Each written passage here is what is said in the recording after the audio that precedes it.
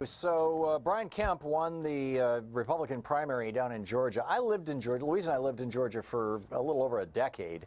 Lived in Atlanta and Roswell and Marietta. And I never saw people fleeing the state. It always looked to me like people were coming into Georgia. But Brian Kemp removed 591,548 people from the voting rolls last year. Over 500,000. What the heck is going on down in Georgia? Greg Palast is on the line with us, our old friend, the investigative reporter. Let's see, what's the latest you're up to here, Greg? The best democracy money can buy, gregpalast.com. And you can tweet at Greg_Palast. Greg, welcome back.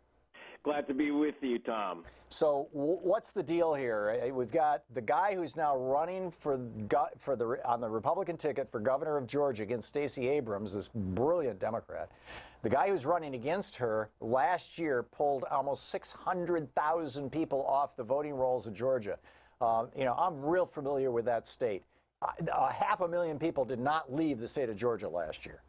Yeah, I was just down in Georgia, and I didn't see this mass evacuation going on. But what's happened here is Brian Kemp is the Secretary of State, and I know this is only supposed to happen in Russia, but he's the Secretary of State. He's also in charge of the voting there and running for governor against Stacey Abrams. He just won the Republican primary, Brian Kemp. He removed 591,000 people on the grounds that they had left Georgia.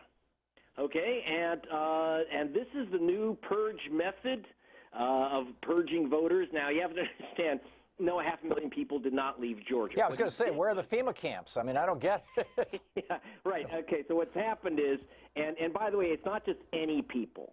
He removed people named James Brown, named Maria Hernandez, named David Kim. What's going on here? Well, there are two things. Number one, remember our old friend CrossCheck, created by Chris Kobach of Kansas, Mr. KKK, they go by his initials, and the CrossCheck program has now been transformed. Instead of accusing people of voting twice, they simply say, oh, they've moved, they've left the state. Right. So Maria Inez Hernandez, that's a real voter in Georgia, supposed to have moved to Louisiana because there's a voter there named Maria Hernandez. Maria Cristina Hernandez, they say it's the same voter who's moved out of the state. This is the new use of CrossCheck. About 500,000 people were identified that way. Then they got a postcard. It's called Purge by postcard. Just because you're on Chris Kobach's list does not remove your name. It gets you a postcard. 80% of people don't return the postcard that says, please confirm you are who you are. It's a very goofy kind of piece of junk mail. Right. So most people throw it away. You throw it away, you've thrown your vote away. They also say if you skipped a couple elections, you didn't vote, and their records are horrible, but if they say you didn't vote for a couple elections, you get another postcard. And in a 5-4 decision, the right-wingers on the Supreme Court, in the case of the state of Ohio doing this, said, this is just fine with us. Yes, so what happened is that the system, which was used in Ohio by the right-wing Secretary of State, used in Georgia by the right-wing Secretary of State, created by Chris Kobach. They said if you don't vote, that's evidence that you have moved, which is kind of odd. They send you a postcard. If the postcard does not come back, and remember, if a postcard, Tom, is delivered to you, instead of going back to the state saying, address the unknown, moved, whatever, if it gets to you, that usually is evidence that you haven't moved anywhere.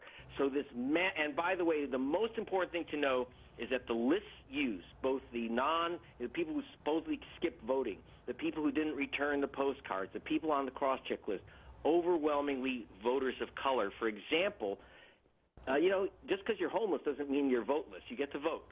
They send these postcards to homeless shelters where people are registered. They're legitimate voters. If they don't get their card, they lose their vote. They send them to soldiers that go overseas. They don't get their card, they don't vote. Remember, we have a heavily minority military. Students, I know one student. My daughter tried to vote in Georgia. Good luck. If you're moving your dorm room, they say you've left the state. You're not a resident here anymore. You mean like moving from one building to another sort of thing? Yeah, and moving within an apartment building, moving within a congressional district down the block. A lot of, again, who moves constantly? Who's itinerant, as they would say?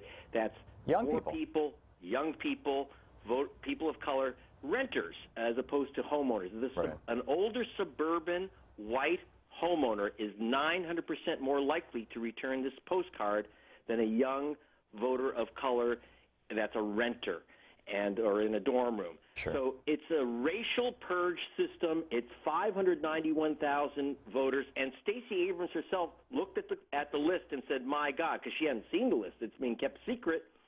She said, "Look at this.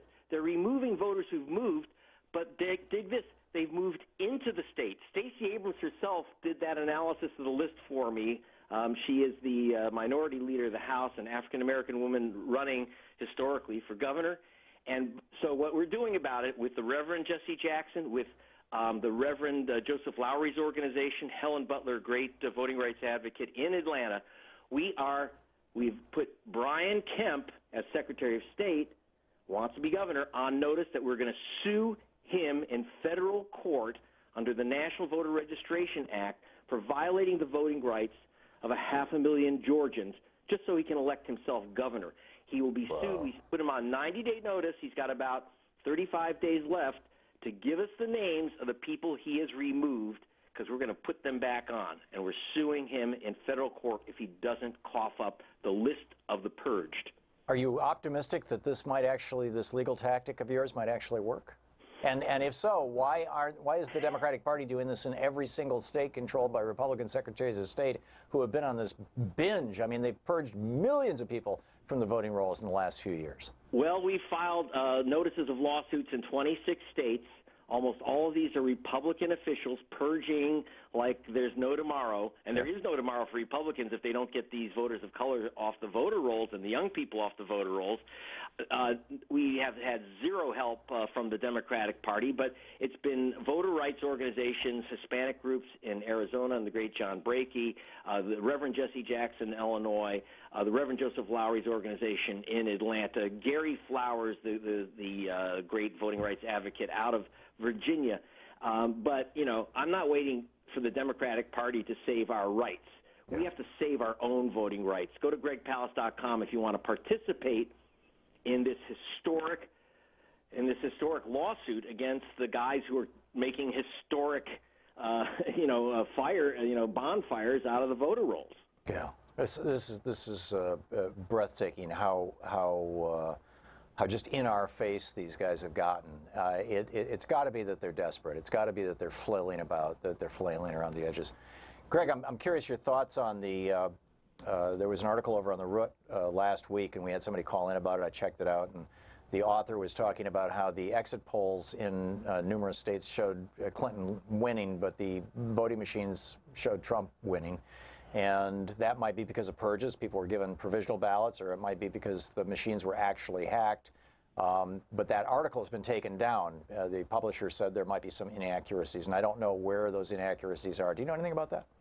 I do know a lot about that. It's called the odd red shift. Okay, you have exit polls, which is how the United States State Department determines if an election in a foreign country, in Ukraine, in Peru, in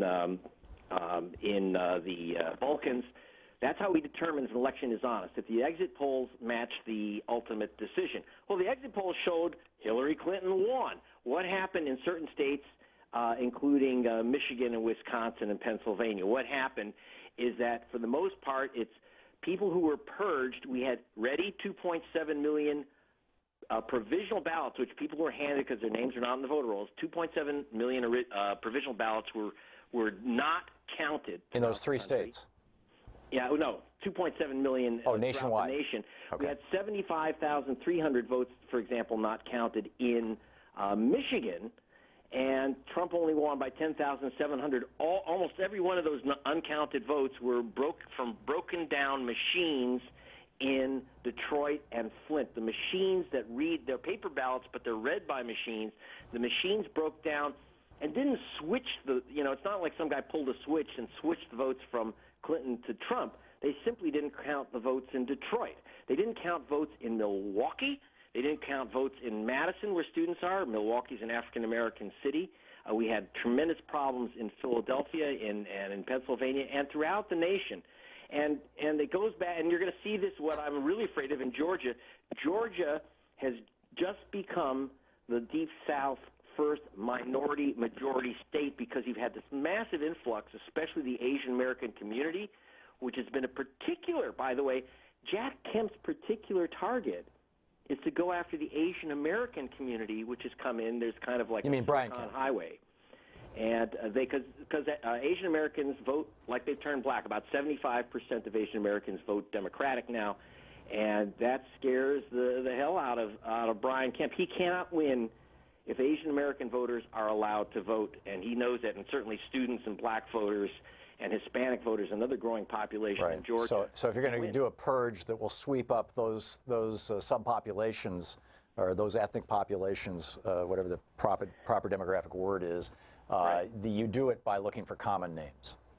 Common names, because 85 of the 100 most common names in the United States are minority names, like Garcia, Rodriguez, Black, Johnson, Jackson, Kim, Wong. These are the common names of America, and this is the new America. This is what's most common in America are minority names, and so if you do things like check for, literally the state of Georgia, Brian Kemp said there were 535 guys named James Brown who had moved to another state because they, believe it or not, they found a James Brown in Detroit and they found a James Brown in Virginia. Greg, we're out of time, but Greg Palast, you can check it out at gregpalast.com if you want to participate in this effort. Greg, thanks. Keep up the great work.